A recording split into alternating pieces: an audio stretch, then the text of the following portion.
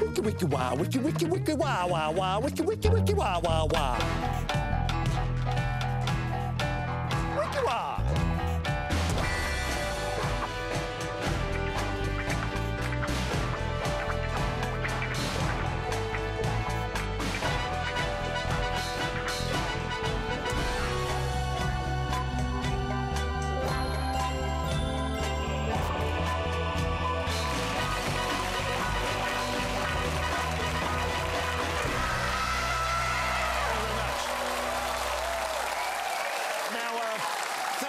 Now, Easter is traditionally a time for eggs and rabbits and death and resurrection.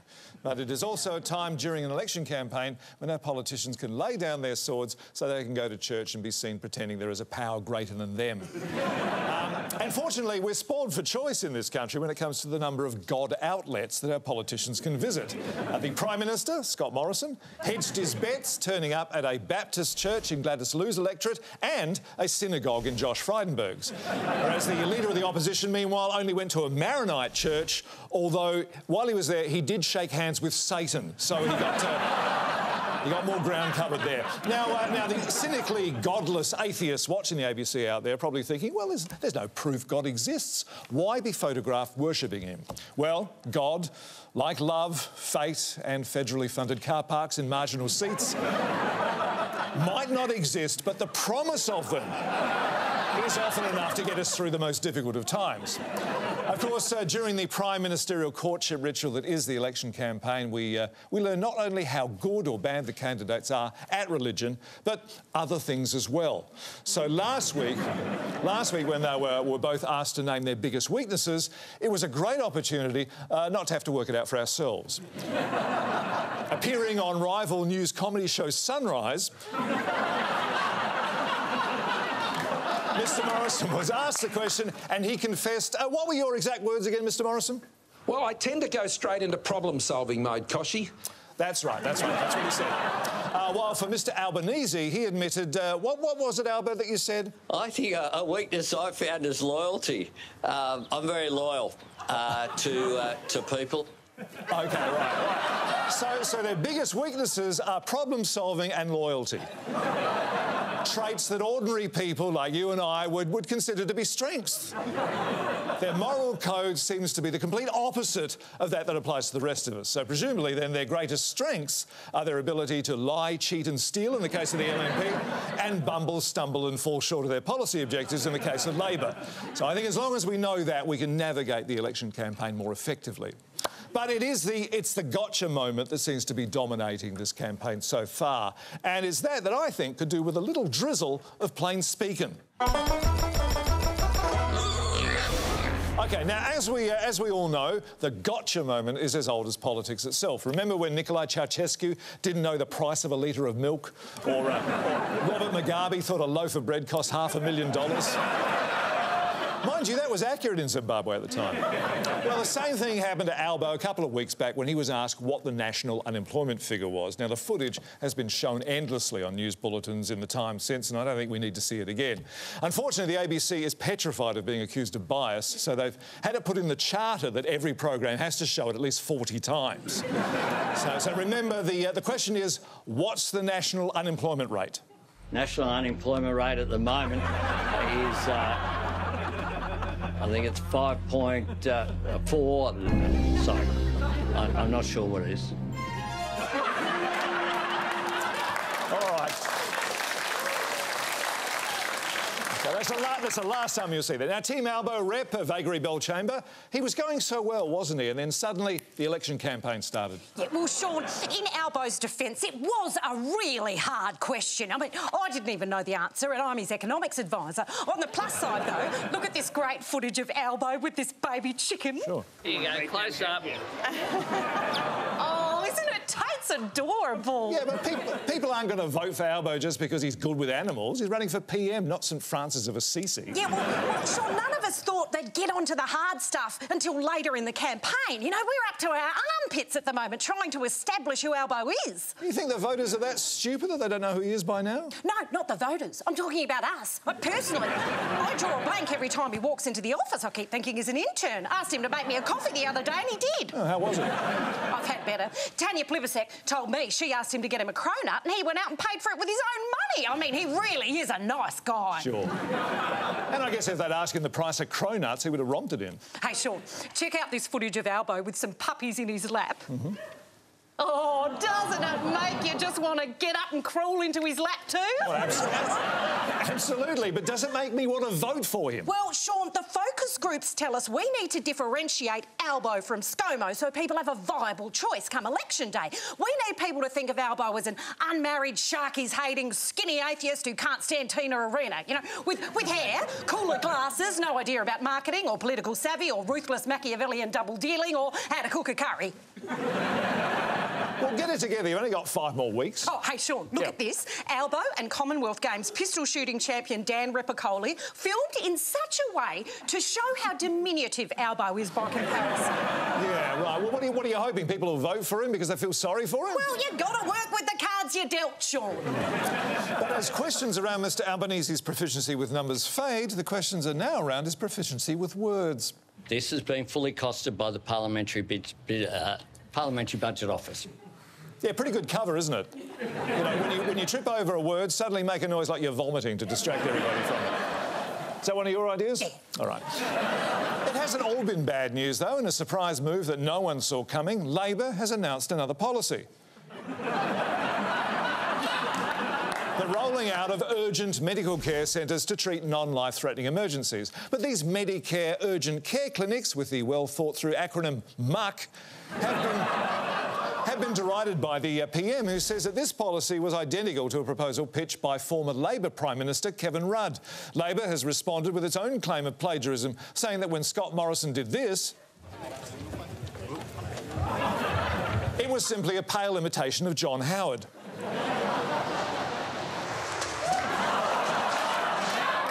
You know... Yes. You know, clips like that do make me realise how much style and charisma our leaders had in years gone by. Could you imagine Scott Morrison or Anthony Albanese hosting a variety show as well as this? But right now, let's welcome Jeff Harvey with the Midday Show Band and Angela Ayres with Stir It Up.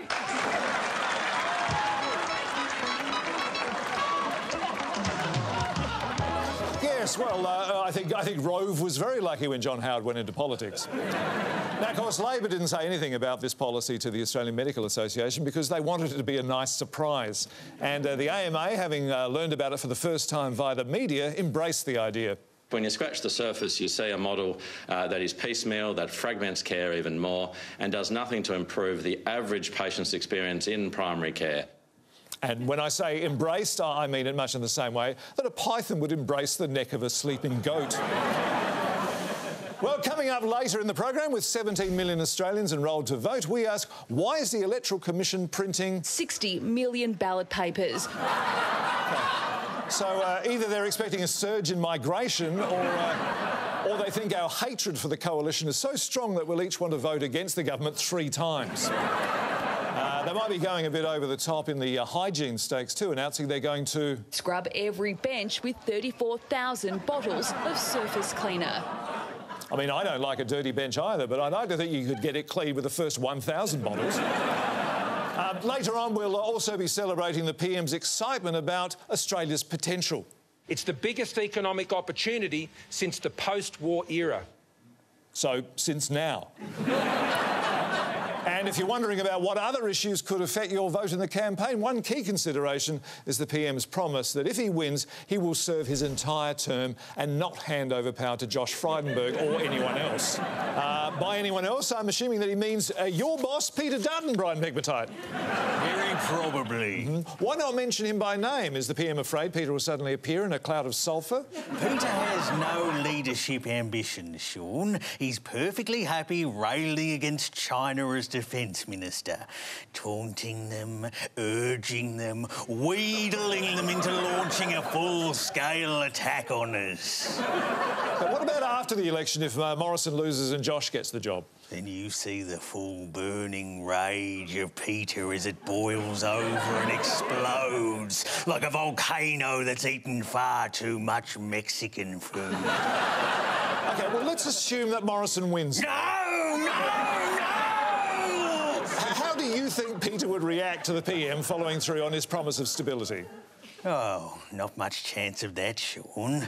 Look at Scott's previous pre-election promises, ICAC and whatever the hell that religious freedom bill was about. A full term later, not a sausage. OK, but let's assume, like the PM, that miracles happen and that he keeps his promise. Is more of the same as we've had for the last 3 years a real vote-getter, do you think? Shaun, Peter understands the importance of stability, so much so that he's willing to take any and all necessary actions to restore stability should conditions become unstable due to any more leaked text messages or backroom undermining of our current leader by persons or person unknown. It is hard to imagine Peter Dutton as Prime Minister, though, isn't it? It helps to use a picture of Thor with Peter's head stuck over Chris Hemsworth. I have one on my phone for emergencies. It's a gif of him sitting on the throne at Asgard from Thor Ragnarok. I turn the sound down when I use it at work or it disturbs whoever's in the prayer room next door. Well, the very best of luck with the election, Brian. Looks like being a close one, particularly in Mr Dutton's own electorate of Dixon. Whether Peter wins at a landslide or by the skin of his head, Shaun, you can rest assured that you'll be seeing a lot more of him. I know I will.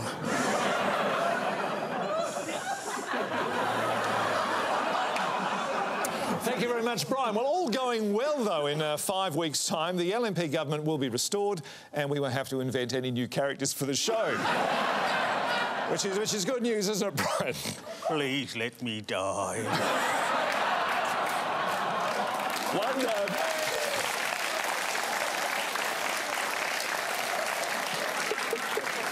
One change we will have to make, though, is who we use as an avatar of Health Minister Greg Hunt. Up until now, whenever we mention his name, we just usually flash up a picture of Steve Buscemi. But the PM has announced current Social Services Minister Anne Ruston is just the right shape to plug the Greg Hunt-shaped hole he'll leave when he retires come polling day. Senator Ruston, as seen here, about to topple backwards into a pond and be attacked by a swan, was coy to the point of coquettishness when the possibility of a new position was put to her on Sky News before the announcement. I'm not going to enter into the private conversations I might or might not have with the Prime Minister. All I can say to you is that this is a matter for the Prime Minister, and whatever role he asks me to serve in his party or in his government, I would be honoured to undertake. Well, Anne Ruston's Chief of Staff, Katarina Rott, what if the PM asks Anne to serve him a cheese and gherkin roll at a party? Would she be happy to undertake that to him as well? Why, sir, Anne has always depended on the kindness of strangers. Will those relying on public health services also need to rely on the kindness of strangers once Anne takes over? Why? Whatever do you mean? Well, when, as Social Services Minister, Anne was not increasing the unemployment benefit, she was constantly telling people either... I have not said that it would be easy to live on Newstart. Or... I've said it wouldn't be easy to live on Newstart. Well, can people receiving health services expect it not to be easy to live on them as well? Shaun, you can dehydrate a horse by not giving him water, but you can't beat him to death because of the RSPCA. We gave the unemployed not enough money to live on, and what's the unemployment rate? 4%. The system works. You take something away enough and people learn to get by without it. Mother Nature has a way of looking after things. You stick a fish in a small bowl, it won't grow any bigger than it needs to be to survive. Is this the government's plan to solve the housing crisis as well? I don't want to get into conversations the Prime Minister did or didn't have with Anne about any portfolios other than health, Shaun. OK. When Anne said she didn't want to go into conversations she did or didn't have with the Prime Minister... Scott Morrison. Why should she think that we were interested in conversations that didn't take place? Well, they're the most interesting, Shaun. They're the ones with limitless possibilities. Imagine the endless variety of what might have been said in an infinite number of parallel universes.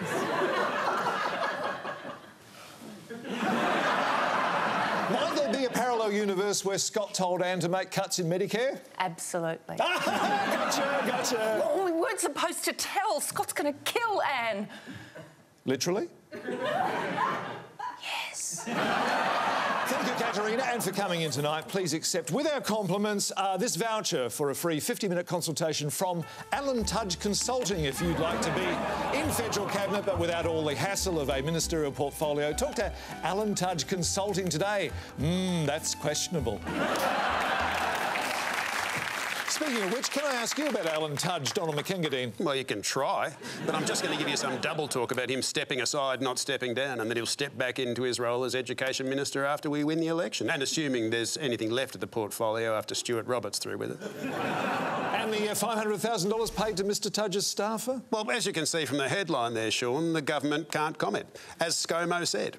I can't make any comment on that because I don't have any visibility on it. Those are private matters between the Department of Finance and Ms Miller, and they're appropriately at arm's length from me. I'm not allowed to have visibility or any participation in that. So no visibility. Does that mean he can't see it? No, it means he can't be seen near it. In that case, perhaps you should wear a low-vis vest. It's a private... That's a pretty good line. It's a private matter between Ms Miller and the Department of Finance, as ScoMo made clear, Shaun. He's at arm's length from it all. So his fingerprints aren't all over it? It'd be inappropriate for him to participate in the process that led to $500,000 of taxpayers' money going south because of something that an inquiry found did not amount to ministerial wrongdoing. Yeah, sure, but now that it's resolved, surely someone can let the PM know what happened. No one would dare, Shaun. The less he knows, the more plausible his denials that he is not aware what happened. Like he said, he can't even confirm the report that $500,000 was even paid. And he's not aware of anyone else who can. Yeah, what about the Department of Finance? Didn't they draw the cheque? He's not aware of them, Shaun. Well, he doesn't know they exist. Well, they don't exist to put him in a compromising situation. He knows that. Yeah, but surely they're... Shaun, isn't the Department of Finance entitled to some privacy? This is a very difficult time for not only for the department but for all of us in the government, and we'd appreciate it if the media would show some sensitivity and give the department some time to heal. Why is it such a difficult time? Well, Alan's not serving as a minister, but he's still in cabinet, so it's a terribly difficult thing to justify, Shaun. Now, the PM fears that a federal ICAC will become a kangaroo court, like in New South Wales. Do you think the leader of this country should be demonising our national symbol like that? Shaun, as I think these candid shots prove, ScoMo loves all Australian fauna, and he likes to be seen with them. But when it comes to a federal ICAC, what he doesn't want to see is it becoming a pest. That's not his priority, as the big fella himself said. And I'll talk about what my priorities are. Jobs, jobs, jobs, jobs, and jobs. Are they the ones on the AAT, the Human Rights Commission and the Arts Foundation? The business of government continues, Mr Speaker, regardless of the election.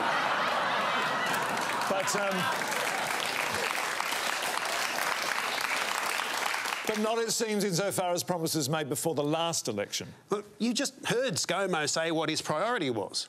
Jobs. Yeah, well, what? Can he only do one thing at a time? He's not a unicellular organism, is he?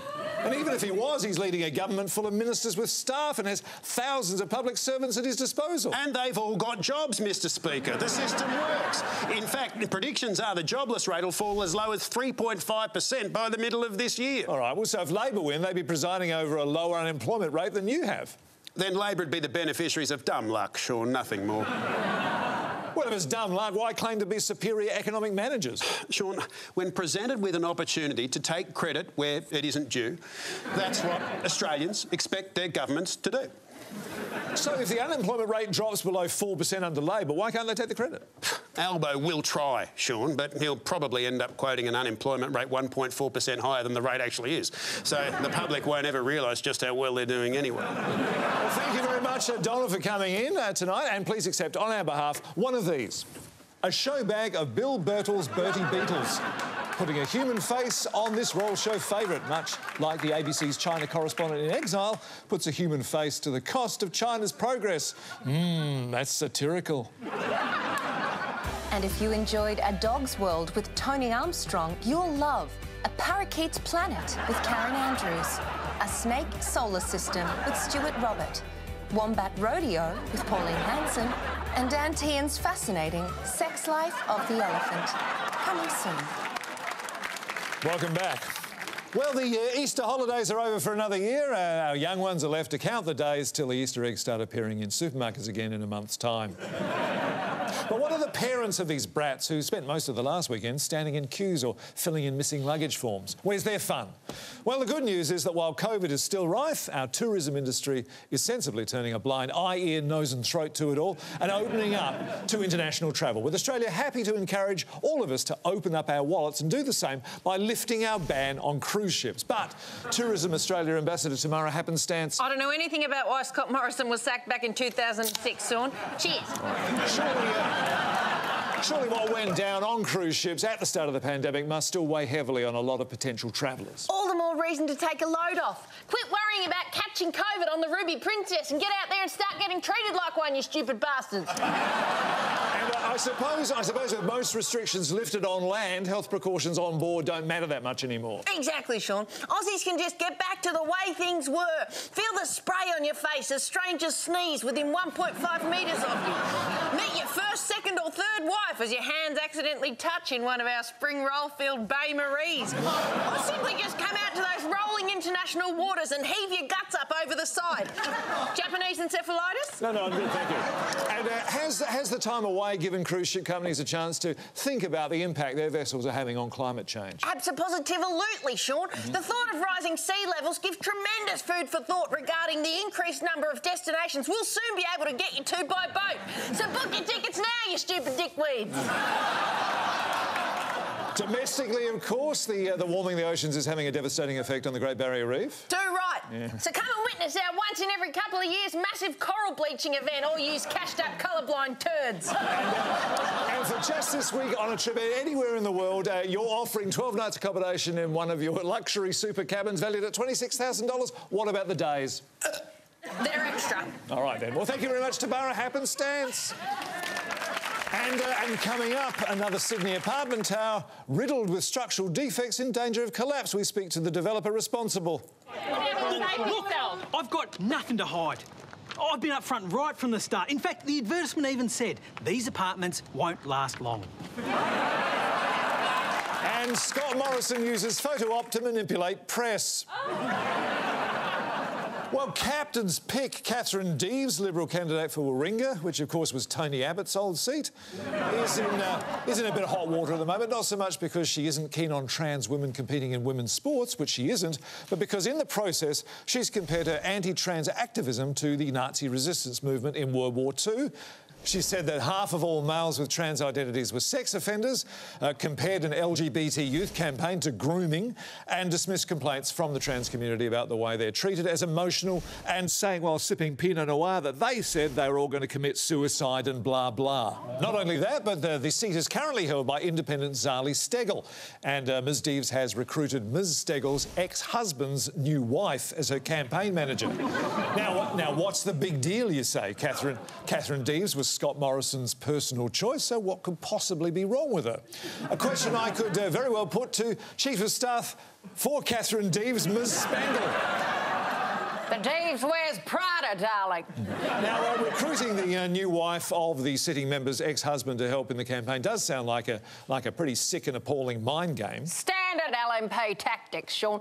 Darling, right out of ScoMo's playbook, the quickest way into the mind of your opponent is by ripping out their heart, the ultimate psych. OK. Well, in what way is the trans community like Nazi Germany? Catherine wasn't judging, Shaun. Anyway, who says Nazi Germany was a bad thing? In fact, have you seen their uniforms? Oh, my God, fabulous! Anyway, she was comparing herself to the Nazi resistance movement. Big difference. All right, so the comment was less a damning of the trans community and more a celebration of the French people. That's why she was drinking Pinot Noir, darling. What about equating trans men with sex offenders? 50% of them, Shaun. Don't make it sound worse than it is. Well, where did she get that figure? Oh, I know. It's to die for, right? She must work out because she has a smoking hot female body and, darling, that's what it's all about. If Catherine or any young girl who wants to be like Catherine is working out in a gym, they want to feel safe and they want to be able to win at sport against other girls. If you're trans, good for you. Set up your own Olympics or something. But leave our girls to compete against each other as nature intended. Well, in Catherine's defence, she has apologised for the language she used and promised to be more respectful. When marginalising the trans community, yes, exactly, Shaun. And if the same-sex marriage debate proved anything, it was that we can divide this country under the cover of free speech and counter accusations of religious intolerance and not have it completely destroy us. But why even have this fight? I mean, only about 0.0004% of the population identifies as trans women, and even if all of them wanted to play sport, they'd barely make up a team at Catherine's local bowling centre. Why is it such a big issue? Well, darling, it's like they say. First they came for the communists, blah, blah, blah. Plus, under the current guidelines in professional sport, testosterone levels have to be within average cis range for 2 years before competition, making trans athletes biologically analogous to their cis competitors. Listen, Boy Rogers, you might not come from the planet Turf, but most of us do. If Catherine's good enough for Scott Morrison, she should be good enough for the rest of us. Yeah, but She's certainly good enough for those idiots in Warringah. My God, they put up with Tony Abbott for 25 years. The bar must still be pretty low. Well, thank you very much, Miss Spangle. Lovely to see you, darling. Tonight on ABC and iView, a 159-year-old heritage hotel is transformed into a pile of rubble without planning permission on Bizarro Grand Designs Australia. Welcome back. Well, that's the last episode for this season, so sadly we won't get to be with you for the rest of the campaign. Did the government plan it this way? If you think you know the answer, etc., and you could win a bucket of Lisa millipedes. Ideal for bait, maybe to those on social media who want to bag the ABC. That's typical. But the Weekly will be back next week. In the meantime, not coming up because Tomorrow Tonight's on in a minute.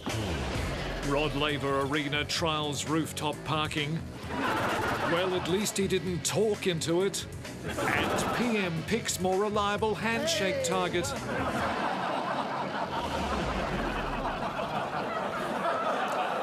And before we go, just a reminder to vote on May 21st or you'll get a fine. Doesn't matter how stupid your choice, how little you know about the issues or how wrong-headed your thinking is, just so long as you do the bare minimum. Because, my friends, your rights and freedoms depend on our mandatory democratic process. And I don't want to be partisan here, brothers and sisters. I don't want to show any political bias. But like our Prime Minister, I believe in miracles. And if the Religious Freedom Bill has taught us anything, we must all to the old. Let us all to the old. Let us all to the old. And we'll say it's in the service of the Lord. Let us live in the old. Gotta kneel in the old. Take the knee in the old. He will hear us and be near us. We'll be given bread from heaven. He will feed us till we want no more. Reach out in the old. Overreach in the old. Unteach in the old. Hear the story of the glory. It will warm